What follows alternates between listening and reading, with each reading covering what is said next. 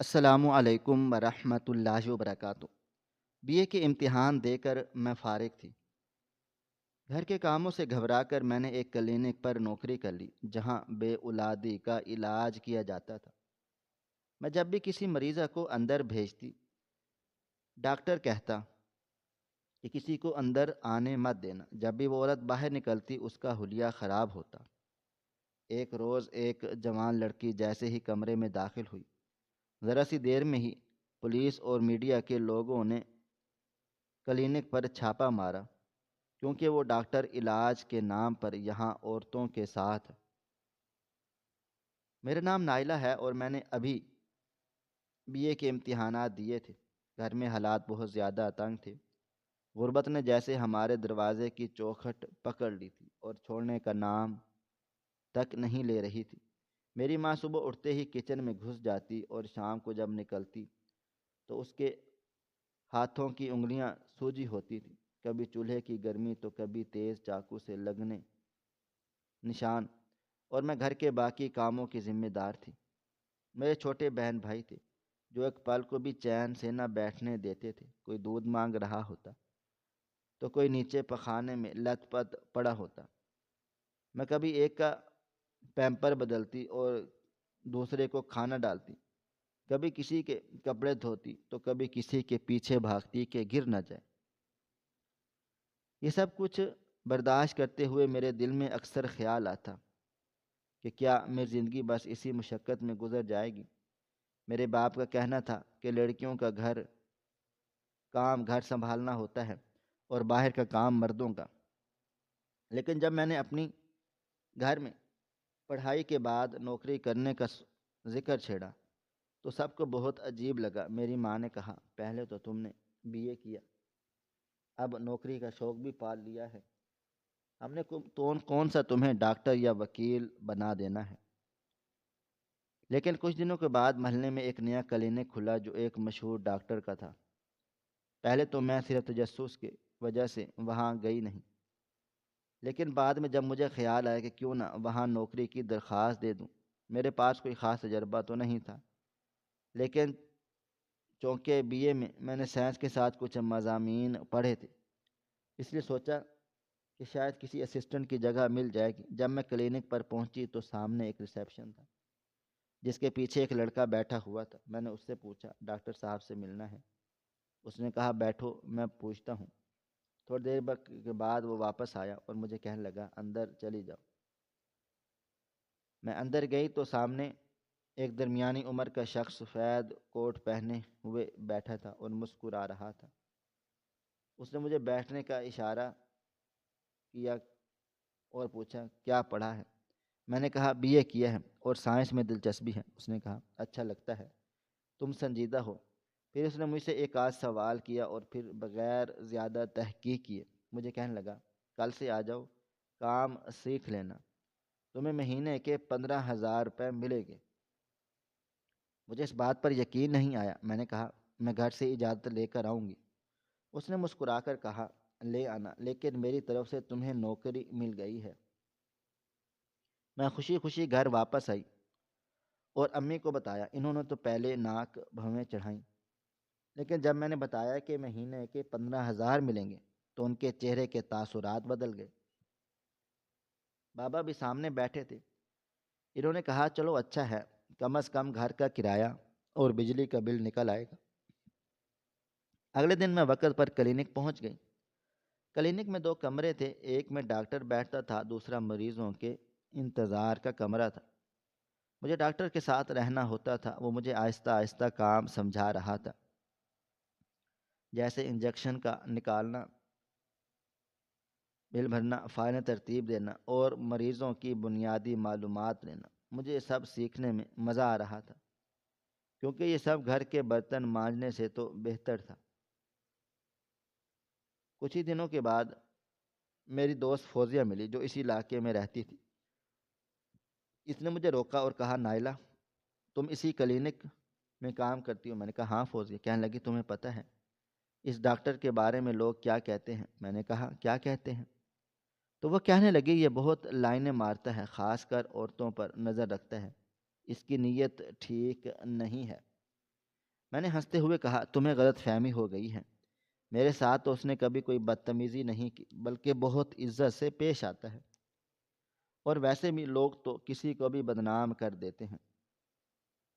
میں نے اسے برا نہ مان سکی کیونکہ اس نے اب تک میرے ساتھ کچھ غلط نہیں کیا۔ میں واپس کلینک جانے لگی تو راستے میں سوچتی رہی، واقعی اگر ڈاکٹر ایسا ہوتا تو اب تک میرے ساتھ کچھ نہ کچھ ہو چکا ہوتا، لیکن ایسا کچھ تو ہوا ہی نہیں تھا، بلکہ وہ تو اکثر کہتا تھا کہ تم اچھی لڑکی ہو، محنتی ہو، کام اچھا کرتی ہو، تمہارے چہرے پر بھولا پن ہے۔ میں اس کی باتوں کو سچ سمجھتی رہی اور دل ہی دل میں یہ دعا کرتی رہی، اللہ کرے یہ نوکری لمبی چلے۔ ماں نے بھی گھر کے کاموں سے مجھے تقریباً آزاد کر دیا تھا۔ وہ میری دوسری بہن سے کام کرواتی اور مجھے کہتی، تم تھک ہار کر آتی ہو، آرام کرو۔ میں اپنے دل میں فخر محسوس کرتی تھی کہ چلو کچھ بن گئی ہوں، جو عزت ملی ہے وہ بھی اپنے بل بوتے پر ملی ہے۔ محلے میں بھی لوگ کہتے تھے کہ نائلہ تو اب کلینک میں کام کرتی ہے، بڑی سمجھدار اور باشعور ہو گئی ہے۔ میں اکثر خود سے کہتی تھی کہ اگر انسان چاہے تو اپنے حالات بدل سکتا ہے۔ مجھے بھی امید بن گئی تھی کہ کل کو شاید میں نارسر بن جاؤں یا پھر کوئی کورس کر کے اپنی تنخواہ بڑھا لوں۔ مجھے اس نوکری سے ایک نئی روشنی ملی تھی جس نے مجھے اندھیرے سے نکال کر امید کی کرن دکھائی تھی، لیکن مجھے یہ اندازہ نہیں تھا کہ یہ روشنی بہت جلد اندھیرے کی دلدل میں دھکیلنے والی ہے، اور وہ وقت بہت قریب ہے جس میں مجھے پتہ چلے گا کہ کبھی کبھی انسان جانے انجانے میں ایسے گناہوں میں شامل ہو جاتا ہے جن کا احساس اسے تب ہوتا ہے جب واپسی کا کوئی راستہ نہیں بچتا۔ بیچ میں میرا چھوٹا بھائی بیمار ہوا تو اس کا علاج بھی ڈاکٹر نے مفت میں کر دیا، جبکہ اگر بازار سے دوائی لیتے تو 2-2.5 ہزار روپے کی آنی تھی، اور ڈاکٹر کی فیس بھی 1 ہزار تھی۔ یہ خرچہ بھی تو بچ گیا تھا۔ میرے ماں باپ خوش اور مطمئن تھے، اور میں بھی بہت زیادہ خوش تھی۔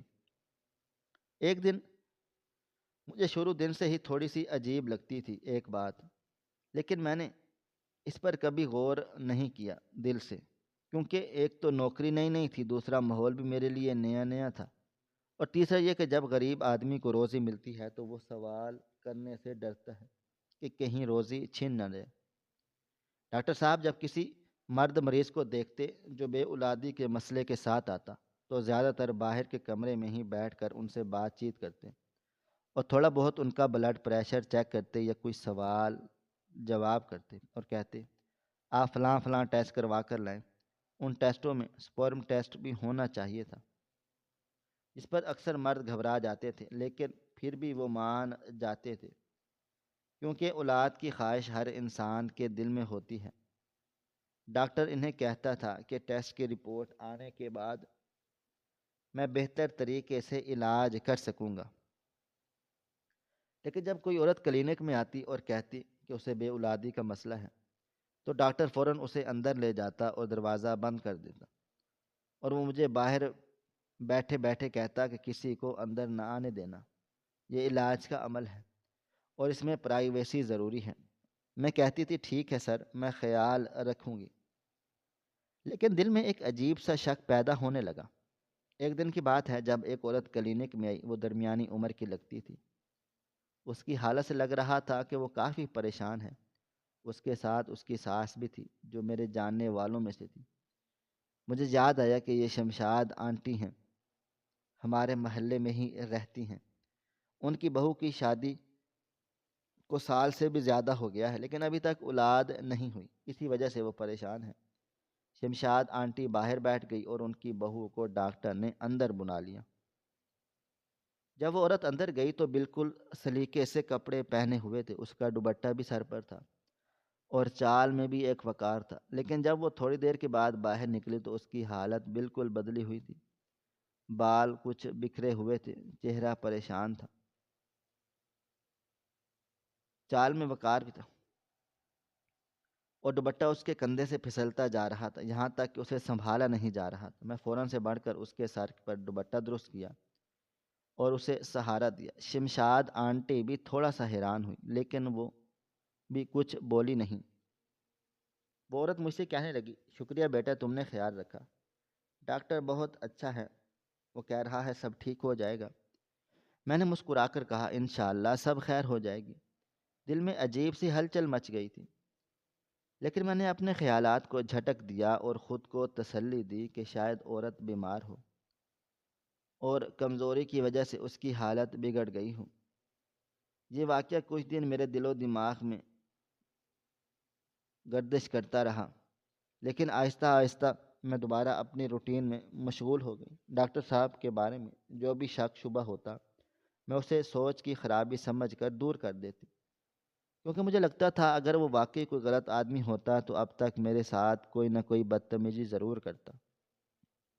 اس نے آج تک نہ کبھی مجھے غلط نظروں سے دیکھا تھا اور نہ ہی کبھی کوئی بیہودہ بات کی تھی۔ البتہ اس کا رویہ تھوڑا سا عجیب ضرور ہوتا، خاص طور پر اس وقت جب کلینک میں مریض کم آتے تھے یا موسم خراب ہوتا، بارش ہو رہی ہوتی یا شام کا وقت ہوتا۔ جب عام طور پر لوگ گھروں میں ہوتے تو کلینک سنسان ہو جاتا۔ ان لمحات میں اکثر وہ اپنا موبائل فون نکال کر اس پر رومانٹک گانے سنتے۔ کبھی کبھی وہ ساؤنڈ کم رکھتا اور کبھی ذرا تیز کر دیتا اور آنکھیں بند کر کے کسی اور ہی دنیا میں کھو جاتا۔ میں اس وقت چپ چاپ بیٹھ کر فائلوں کی ترتیب سیٹ کرتی یا کلینک کی صفائی کر لیتی، کیونکہ مجھے پتہ تھا کہ ایسے وقت میں وہ کام کی بات نہیں کرے گا۔ کبھی کبھی وہ گانے کے ساتھ ساتھ ہلکی ہلکی آواز میں گنگناتا بھی تھا اور اپنی انگلیوں سے میز پر تھاپ دینے لگتا تھا، جیسے کہ وہ بہت بڑا ساز بجا رہا ہو۔ مجھے اس کے رویے پر تھوڑا سا تعجب تھا، لیکن جب میں خود کو یہی کہہ کر چپ کرا لیتی کہ آخر وہ بھی انسان ہے، تھک جاتا ہوگا دن بھر مریضوں کو دیکھ دیکھ کر، تو تھوڑا سا ذہنی سکون تلاش کرتا ہوگا، پھر وہ گانے ہی تو سن رہا ہے، کوئی غلط حرکت تو نہیں کر رہا۔ ایک اور بات میں نے نوٹ کی کہ وہ میرے وجود کو کبھی خاص اہمیت نہیں دیکھتا تھا، اور نہ ہی وہ مجھے گھور کر دیکھتا تھا، اور نہ ہی کوئی ایسا رویہ دکھاتا تھا جس سے مجھے لگے کہ وہ مجھ میں دلچسپی رکھتا ہے۔ حالانکہ میرے علاوہ بھی کئی لڑکیاں کلینک میں آئیں تھیں، ان میں سے کچھ تو واقعی بہت خوبصورت ہوتی ہیں، صاف ستھری جلد والے، اچھے لباس میں ملبوس، میک اپ کیے ہوئے۔ وہ لڑکیاں جنہیں دیکھ کر اکثر مردوں کی نظریں جم جاتی ہیں، لیکن ڈاکٹر صاحب ان پر کوئی خاص توجہ نہیں دیتے تھے۔ بس یہی سب چیزیں تھیں جن کی وجہ سے میں ہمیشہ ان کے حق میں سوچتی رہتی اور اپنی دوست فوزیہ کی باتوں کو بھی جھٹلا دیتی۔ مجھے لگتا تھا کہ ڈاکٹر صاحب اپنی دنیا میں رہنے والے سیدھے سادے انسان ہیں جنہیں لوگ بلا وجہ بدنام کر رہے ہیں، اور اگر وہ واقعی غلط ہوتے تو ان کے کلینک پر روزانہ اتنی خواتین کیوں چلی آتی؟ کوئی نہ کوئی تو شکایت کرتی، کوئی نہ کوئی تو وہ ویلا مچاتی، لیکن اندر کہیں نہ کہیں میرا دل یہ ضرور کہتا تھا کہ جو کچھ میں محسوس کر رہی ہوں وہ صرف میرا وہم نہیں ہے، کچھ تو ہے جو میری آنکھوں سے اوجھل ہے اور میں جانتے ہوئے بھی انجان بنی بیٹھی ہوں۔ بس اسی کشمکش میں دن گزرتے جا رہے تھے، اور میں ہر گزرتے دن کے ساتھ ایک ایسی حقیقت کے قریب پہنچ رہی تھی جو میرے وہم سے بھی زیادہ بھیانک تھی، خطرناک تھی۔ میری ایک بہت پرانی سہیلی تھی جس کا نام عروج تھا۔ ہم دونوں سکول ساتھ گئی تھیں، کالج بھی کچھ عرصہ اکٹھے پڑھا، لیکن پھر اس کے والدین نے جلد بازی میں اس کی شادی کر دی۔ شادی کو 2 سال ہو چکے تھے، لیکن ابھی تک اس کے ہاں کوئی اولاد نہیں تھی۔ اس کا چہرہ بھی پہلے جیسا خوش و خرم نہیں رہا تھا۔ جب وہ میرے گھر آئی تو میں حیران رہ گئی۔ اس کے چہرے پر ایک عجیب سی تھکن تھی، جیسے وقت نے اس سے اس کی مسکراہٹ چھین لی ہو۔ ہم دونوں بیٹھ کر بچپن کی باتیں کرنے لگے۔ کچھ دیر کے لیے ماحول ہلکا پھلکا ہو گیا، لیکن پھر اچانک وہ سنجیدہ ہو کر بولی، نائلہ تم کلینک میں کام کرتی ہو؟ میں نے کہا ہاں کرتی ہوں۔ تو وہ بولی، میری ساس کہہ رہی ہے کہ مجھے ڈاکٹر حنیف کے پاس لے جائے، وہ بہت مشہور ہے اور اولاد کا خاص علاج کرتا ہے۔ تمہارے توسط سے اس کے پاس جانا آسان ہوگا۔ تم بتاؤ کہ کیا وہ واقعی ہی اچھا ڈاکٹر ہے؟ اس کا سوال سن کر میرے دل میں جیسا کوئی گھونسا سا لگا۔ میں خاموش ہو گئی۔ میرے ذہن میں وہ سارے لمحے گھومنے لگے جب عورتیں اندر جاتی تھیں اور باہر آ کر ان کی حالت بدلی ہوتی۔ میں ان کی چال ڈھال دیکھ کر، ان کے چہرے کی رنگت، ان کی آنکھوں کی نمی، ان سب میں کچھ نہ کچھ غیر معمولی ضرور ہوتا تھا۔ میں نے اسے نظریں چرا کر کہا، نہیں نہیں، تم وہاں مت جاؤ، وہ کوئی اتنا اچھا ڈاکٹر بھی نہیں ہے۔ عروج حیران ہوئی اور بولی، لیکن محلے میں تو سب یہی کہتے ہیں کہ وہ بہت اچھا ہے۔ تم یہ کیوں کہہ رہی ہو کہ وہ اچھا نہیں ہے؟ تم وہاں کام کرتی ہو، تمہیں تو سب معلوم ہوگا۔ میں نے پھر کہا، مجھے بس ایسا لگا کہ جیسے تم کسی اور ڈاکٹر سے علاج کروا لو تو وہ بہتر ہوگا۔ لیکن وہ میری آنکھوں میں جھانکنے لگ گئی تھی، جیسے جاننا چاہتی ہو کہ میں نے اس سے پوری سچائی کیوں نہیں بتا رہی۔ وہ کہنے لگی، نائلہ، کہیں تم مجھ سے کچھ چھپا تو نہیں؟ اگر تمہیں اس ڈاکٹر کے بارے میں کچھ پتہ ہے تو صاف صاف بتا دو، کہیں ایسا نہ ہو کہ بعد میں مجھے کوئی نقصان ہو جائے۔ میں نے جھوٹ بولنے کی کوشش نہیں کی، لیکن سچ بھی نہیں بتایا تھا۔ میں نے کہا کہ میں کچھ نہیں ہے، بس میرا دل نہیں مانتا کہ تم وہاں جاؤ۔ تمہیں پتہ ہے نا، میری بات کبھی غلط نہیں ہوتی۔ عروج چپ ہو گئی، لیکن مجھے محسوس ہوا کہ اس کی نظریں مجھ پر شک کرتی ہوئی تھیں، جیسے وہ سوچ رہی ہوں کہ اس میں خود ڈاکٹر سے علاج کروا رہی ہوں یا کوئی اور بات ہے جو وہ مجھ سے چھپا رہی ہے۔ میں اس بات کو وہیں ختم کر دیا اور موضوع بدل دیا، لیکن میرا دل بہت بوجھل ہو گیا تھا۔ میں اپنی دوست کو اصل بات نہیں بتا سکی، حالانکہ میں جانتی تھی کہ اگر وہ وہاں گئی تو شاید وہ بھی ان عورتوں کے جیسی ہو جائے گی جو اندر جا کر کچھ اور ہو جاتی ہیں اور باہر نکلتے ہی ان کی حالت اور کہانی دونوں بدل جاتے ہیں۔ عروج تو مان گئی اور وہاں نہ گئی، لیکن اگلے دن کلینک میں ایک اور واقعہ ہو گیا جس نے میرے دل کو ہلا کر رکھ دیا۔ شام کا وقت تھا، بارش کے بعد موسم خوشگوار ہو چکا اور لوگ آہستہ آہستہ کلینک پر آ رہے تھے۔ ایک لڑکی آئی جو شکل سے کافی کمزور اور خاموش مزاج کی لگتی تھی۔ اس نے کہا کہ وہ ڈاکٹر صاحب سے بے اولادی کا علاج کروانا چاہتی ہیں۔ میں نے اس کا نام پوچھا اور فائل میں درج کر لیا اور اندر بھیج دیا۔ کچھ دیر کے بعد جب وہ لڑکی واپس نکلی، اس کے چہرے کا رنگ زرد تھا، آنکھوں میں آنسو تھے اور اس کے ہونٹ کانپ رہے تھے۔ اس کے کپڑے ٹھیک تھے، لیکن اس کی چال ڈھال میں ایک عجیب سی بے ترتیبی تھی، جیسے وہ چلتے ہوئے اپنے پاؤں گھسیٹ رہی ہو۔ اس کی حالت دیکھ کر میں چونک گئی۔ میں نے اس سے آہستہ سے پوچھا، بہن خیریت ہے؟ کوئی مسئلہ ہو گیا ہے؟ اس نے میری طرف دیکھا لیکن کچھ بولی نہیں۔ اس نے بس نفی میں سر ہلایا اور تیزی سے دروازے کی طرف بڑھ گئی، جیسے اس جگہ سے دور بھاگنا چاہتی ہو۔ میں کچھ دیر وہیں کھڑی رہی اور پھر واپس میز پر آ کر بیٹھ گئی۔ میرے دل میں کئی طرح کے سوال پیدا ہو چکے تھے کہ آخر اندر کیا ہوتا ہے؟ کیا واقعی یہ سب صرف چیک اپ کا حصہ ہے یا کچھ اور بھی ہے؟ تھوڑی دیر کے بعد ڈاکٹر صاحب بھی باہر آئے۔ انہوں نے دیکھا کہ میں سوچوں میں گم بیٹھی ہوئی ہوں اور کہنے لگے، نائلہ کیا ہوا؟ میں نے کہا، سر، وہ لڑکی جو ابھی گئی ہے وہ رو رہی تھی اور پریشان لگ رہی تھی۔ میں نے پوچھا تو کچھ جواب ہی نہیں دیا۔ ڈاکٹر صاحب نے سنجیدگی سر ہلایا اور کہا، ہاں وہ بہت دکھی ہے، کیونکہ اس کی رپورٹ میں آیا ہے کہ وہ کبھی ماں نہیں بن سکتی، اس لیے پریشان ہوگی۔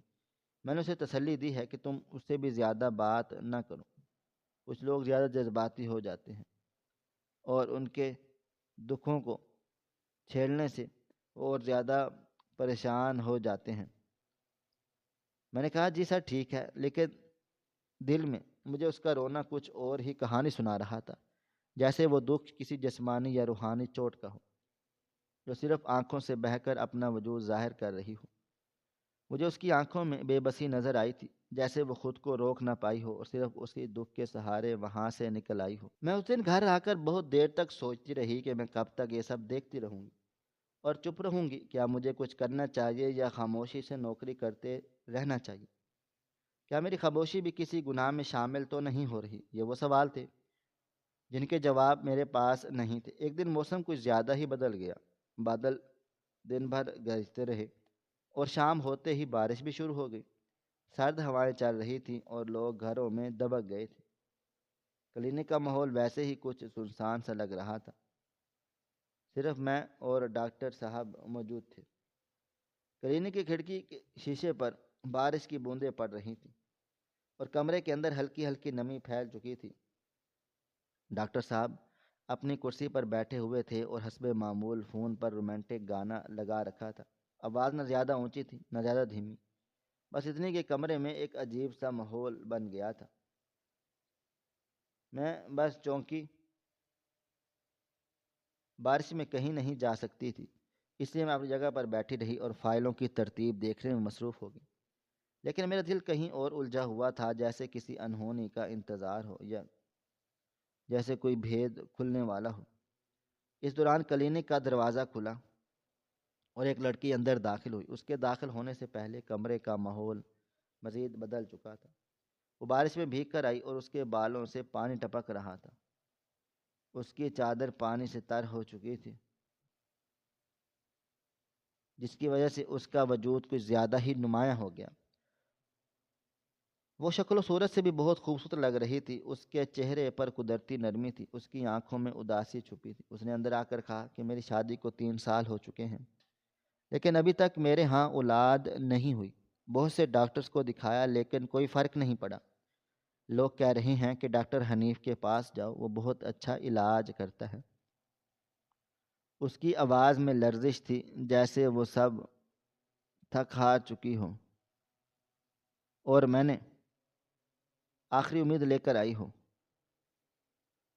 ڈاکٹر صاحب نے اس کی ایک نظر دیکھا اور میں نے پہلی بار ان کی آنکھوں میں ایک عجیب سی چمک دیکھی، جیسے کسی نے ان کی پسند کی چیز ان کے سامنے رکھ دی ہو۔ انہوں نے اسے اوپر سے نیچے تک دیکھا اور پھر دھیرے سے کہا، ہاں آپ اندر چلیں، میں آتا ہوں اور آپ کا چیک اپ کر لیتا ہوں۔ لڑکی نے اس بات میں سر ہلایا اور اندر والے کمرے کی طرف بڑھ گئی۔ بارش کی چال ایک بے خبری سی تھی، جیسے وہ کسی اندھیرے میں راستے پر چل پڑی ہو جس کا انجام اسے معلوم نہ ہو۔ جب وہ اندر چلی گئی تو ڈاکٹر صاحب کا فون بجا۔ انہوں نے فون اٹھایا اور دوسری طرف کے شخص سے مختصر بات کی، لیکن اس بات چیت کا جو حصہ میرے کانوں میں پڑا وہ میرے لیے بجلی بن کر گرا۔ ڈاکٹر صاحب نے ایسے سے کہا، بڑی کمال کی چیز آئی ہے، بعد میں بات کرتا ہوں، کال کرتا ہوں۔ بس ایک جملے نے جیسے میرے وجود کو اندر سے ہلا دیا۔ مجھے لگا جیسے میں نے ابھی کوئی راز ایسا سن لیا ہے جو کسی بہت گندے کھیل کا پردہ چاک کرتا ہے۔ میرے دل نے دھڑکنا تیز کر دیا اور میرے ہاتھ کانپنے لگے۔ ڈاکٹر صاحب نے فون بند کیا اور پھر میری طرف دیکھ کر بولا، کوئی بھی اندر نہ آئے، میں چیک اپ کر رہا ہوں، دروازہ بند کر لینا اور کسی کو اندر نہ آنے دینا۔ یہ کہہ کر وہ اندر چلے گئے اور دروازہ بند کر لیا۔ میں اپنی جگہ پر بیٹھی رہی لیکن میری روح چیخنے لگی۔ مجھے ایسا لگ رہا تھا جیسے میں کسی گناہ گار کی پہرہ دار بن گئی ہوں، جسے میرے ہاتھ میں بھی کسی اور کے جسم پر ہونے والے ظلم سے لتھڑ گئے ہیں۔ جیسے میں نے دروازہ بند کر کے خود اپنے ضمیر کو قید کر لیا ہو۔ ابھی تک میں شک میں تھی، کہ ابھی تک میں سوچ رہی تھی کہ شاید یہ سب میرا وہم ہو، شاید ڈاکٹر صرف علاج کرتا ہو۔ لیکن آج کے دن، آج کے لمحے، آج کے اس جملے نے سب کچھ واضح کر دیا۔ اس نے جو الفاظ کہے وہ کسی مریضہ کے لیے نہیں تھے، وہ کسی عورت کے دکھ کی بات نہیں تھی، وہ ایک انسان کو چیز کہہ رہا تھا، اور میں وہیں بیٹھی سب سن رہی تھی اور خاموش تھی۔ اس وقت مجھے اپنے آپ سے نفرت ہونے لگ گئی تھی۔ مجھے لگا جیسے میں نے نہ صرف اپنی دوستوں کا اعتماد توڑا، بلکہ اپنی خاموشی سے ان عورتوں کے ساتھ ہونے والی کسی بھی ظلم کا حصہ بن گئی۔ میں یہ نہیں کہہ سکتی تھی کہ میں بے قصور ہوں، کیونکہ اگر میں خاموش تھی تو میں بھی شریک تھی۔ میری آنکھیں بار بار اس دروازے کی طرف اٹھ رہی تھیں جو بند تھا، جس کے پیچھے نہ جانے کیا ہو رہا تھا۔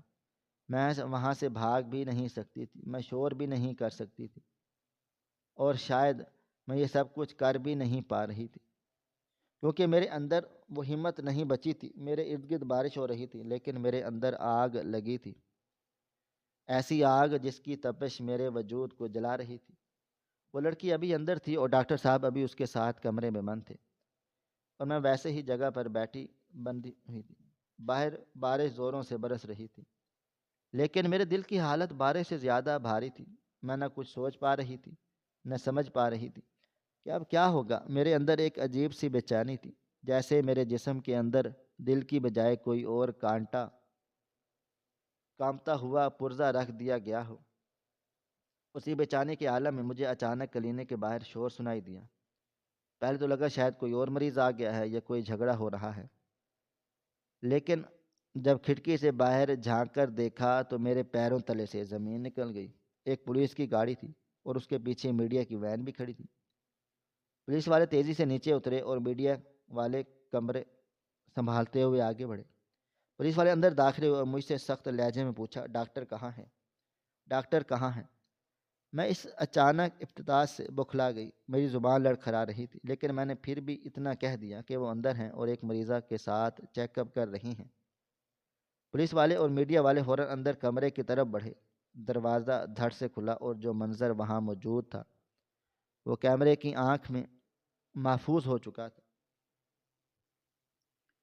اصل میں وہ لڑکی جو کچھ دیر پہلے بارش میں بھیگ کر آئی تھی وہ کوئی مریضہ نہیں تھی، وہ ایک رپورٹر تھی، میڈیا کی نمائندہ، جس نے خود ہی طے کر رکھا تھا کہ وہ اس درندہ صفت ڈاکٹر کو رنگے ہاتھوں پکڑے گی۔ اس نے مریضہ کا حلیہ بنا کر اندر جا کر چھپی ہوئی کیمرہ چالو کر دیا، اور وہ جب ڈاکٹر نے وہی حرکات شروع کی جو وہ اکثر مریض عورتوں کے ساتھ کرتا تھا تو وہ سب کچھ اس ویڈیو میں قید ہو چکا تھا۔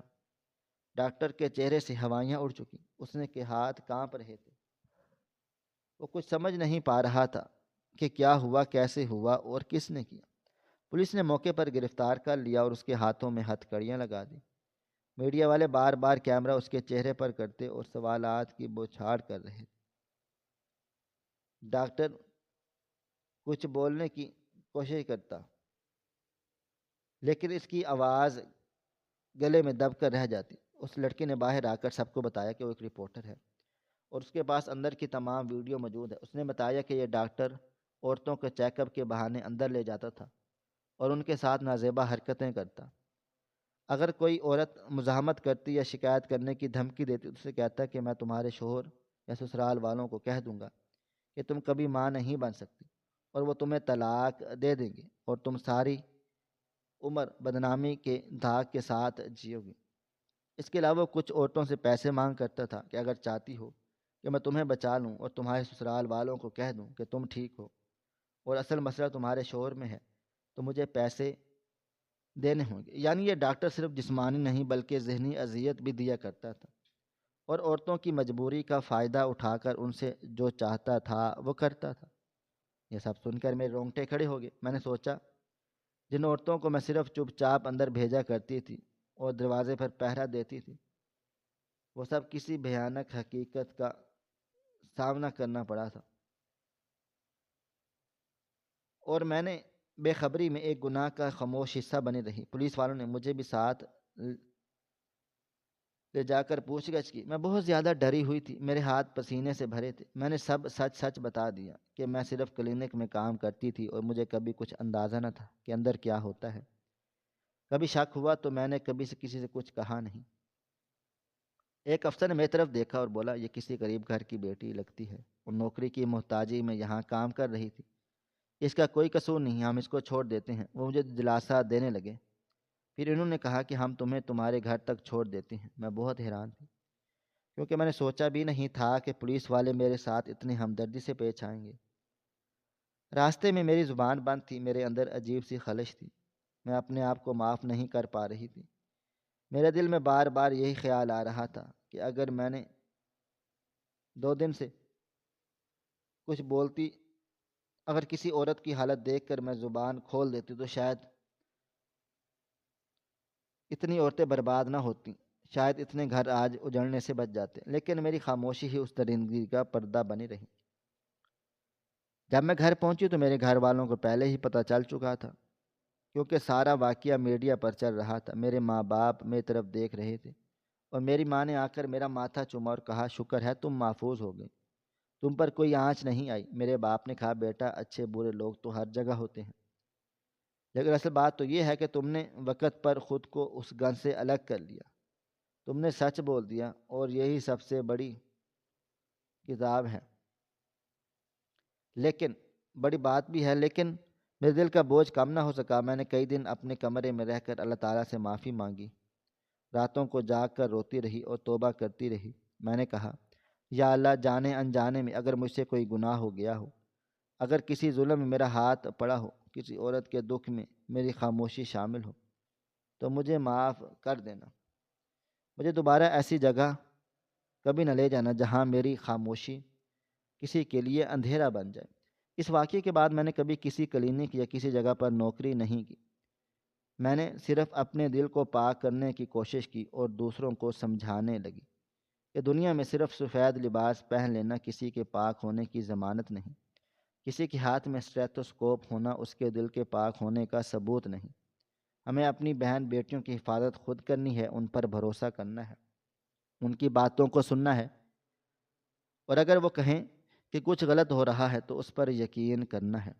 آج جب بھی وہ منظر یاد آتے ہیں تو میرا دل کانپ جاتا ہے، لیکن میں شکر ادا کرتی ہوں کہ اللہ تعالیٰ نے وقت پر مجھے بچا لیا اور ایک نئی زندگی دی۔ اور آخر میں بس یہی کہنا چاہوں گی کہ معاشرے میں ہمیں اپنی بیٹیوں، اپنی بہنوں کا بہت زیادہ خیال رکھنا ہوگا، کیونکہ شکاری اب جنگلوں میں نہیں کلینکوں میں بیٹھے ہوتے ہیں۔ صرف ایک لڑکی تھی جس نے میرا شکریہ ادا کیا تھا، وہ عروج تھی، جس کو میں نے وہاں جانے سے منع کر دیا اور وہ نہیں گئی۔ وہ کہنے لگی کہ تم نے واقعی ہی میری عزت بچا لی۔ اگر میں اسے ایسے آدمی کے ہاتھوں کسی رسوائی کا شکار ہو جاتی تو پھر کیا ہوتا؟ میرا شوہر تو ویسے ہی بہت زیادہ شک کرتا ہے، مجھے طلاق ہو جاتی۔ میں نے کہا کہ اس وقت مجھے پکا پتہ نہیں تھا، اس لیے تو میں نے سیدھے الفاظ میں نہیں کہا، لیکن میرا دل کیا کہ میں تمہیں روک دوں۔ تو میری دوست تھی، وہ کہنے لگی کہ ہاں تم نے بہت اچھا کیا، نہیں تو میرا گھر برباد ہو گیا تھا۔ بس ایک عروج تھی جس کی بات سن کے مجھے تھوڑی تسلی ملی تھی، ورنہ پتہ نہیں کیوں میرے اندر بھی احساس گناہ آ گیا تھا۔ لیکن پھر میری ماں کہتی ہے کہ بیٹا اس میں تیرا کیا قصور، تجھے کیا پتا؟ اور اب میں خود کو تسلی دے کر مطمئن کر لیتی ہوں، اب آپ لوگ ہی بتائیں کہ اس میں میرا قصور تھا یا نہیں، کیونکہ اب بھی میرے دل کو سکون نہیں آتا۔ ہماری ویڈیو آپ کو پسند آئی ہو تو ویڈیو کو لائک کریں، شیئر کریں اور ہمارے چینل کو سبسکرائب کر لیں۔ شکریہ۔ اللہ حافظ۔